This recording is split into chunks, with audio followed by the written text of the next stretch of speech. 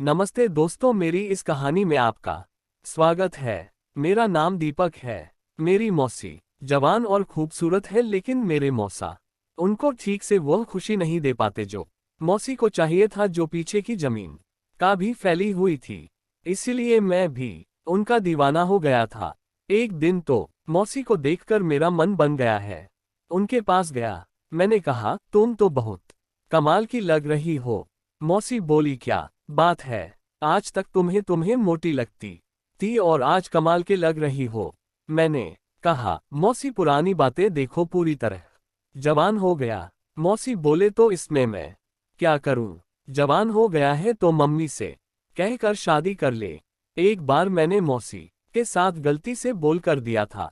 उस दिन से लेकर आज तक मौसी मुझसे गुस्सा है। करीब 2 महीने पहले की बात है। मेरी मौसी ने उसे अपने घर एक काम तो बुलाया था। उसी दिन मेरे मौसा जी कुछ दिनों के लिए घर से बाहर जा रहे हैं थे। उनके जाने के बाद उसी घर में अकेली रहती थी। हालांकि उनके घर में उनके ससुर भी थे, लेकिन उनके रहने ना रहने से कोई फायदा नहीं था, क्योंकि वह दोनों आंखों से नहीं देख पाते थे। मेरी मौसी खूब सूरत थी, उनको देख लेता था तो बस यही मन करता है कि मौसी के साथ अभी वो कर दो, लेकिन कुछ सोचकर मैं अपने मन की बात छुपा कर रखा था, उनको जाहिर नहीं होने दिया कि उनके साथ ये सब करना चाहता हूँ। रात का समय था, मैं कमरे में सोया था, तभी मौसी मेरे कमरे में आई। मेरी आदत थी कि मैं हमेशा कमरे का दरवाजा। मैंने कहा, मौसी क्या हुआ, कुछ काम है क्या तुमसे? बोली, दीपक पता नहीं क्यों मुझे नींद नहीं आ रही है। उठ कर बैठ गया और कुछ देर बैठकर बातें। पता नहीं मुझे ऐसा क्यों लग रहा था कि मौसी के मन में कुछ और चल रहा है, क्योंकि वह बार बार मेरी आंखों में देख रही थी।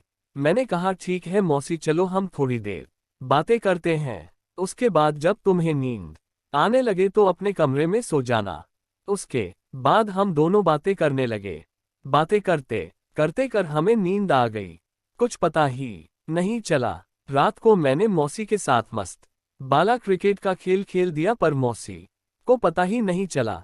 जब सुबह मेरी आंख खुली तो मैंने देखा मौसी मेरे सामने सोफे पर लेटी हैं। मैंने उन्हें जगाया, तो ऐसा करो कि वह मुझे अपने पास देखकर जोर से बोलने, तुम मेरे कमरे में क्या कर रहे हो? मैंने कहा, मौसी मेरे कमरे में आई थी कि मुझे नींद नहीं आ रही है, चलो थोड़ी देर बातें करते हैं। उसके बाद में इधर उधर देखने लगे, मुझे कुछ याद नहीं है।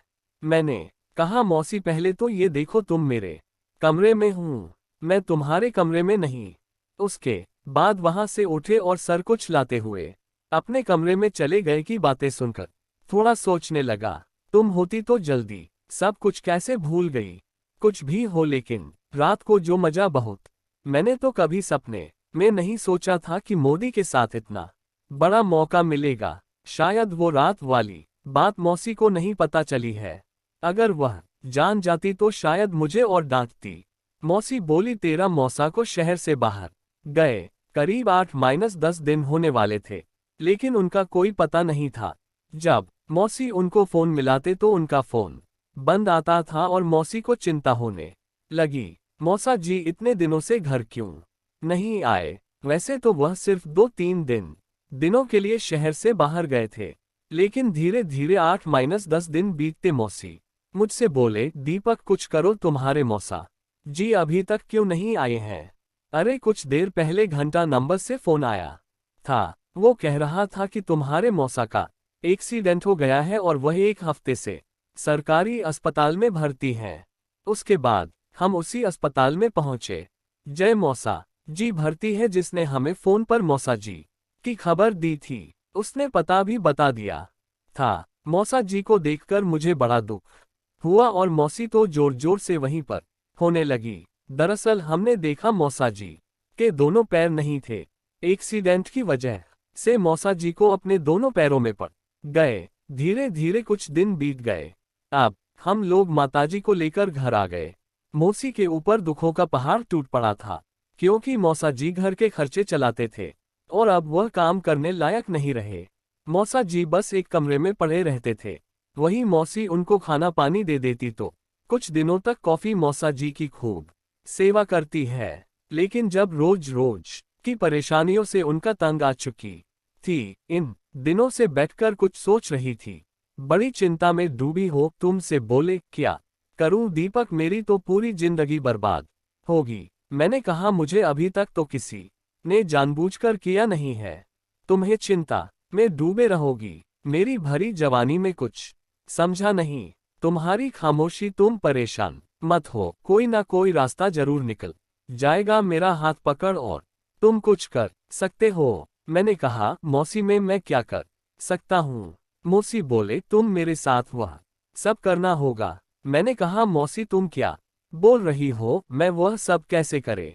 बिना मुझे पूछा ही काम लगा दिया था, और आज जब मैं खुद तुमसे करने के लिए कह रही हूं तो मना कर रहे हो कि मेरे सामने। हाथ जोड़कर बोली दीपक तू मेरा साथ दे दो, उसके बाद मेरा काम सफल हो जाएगा तो मैं सब संभाल लूंगी। मैंने कहा मौसी लेकिन हम करेंगे क्या, तुम उसी बोली वह सब तो मुझ पर छोड़ दो।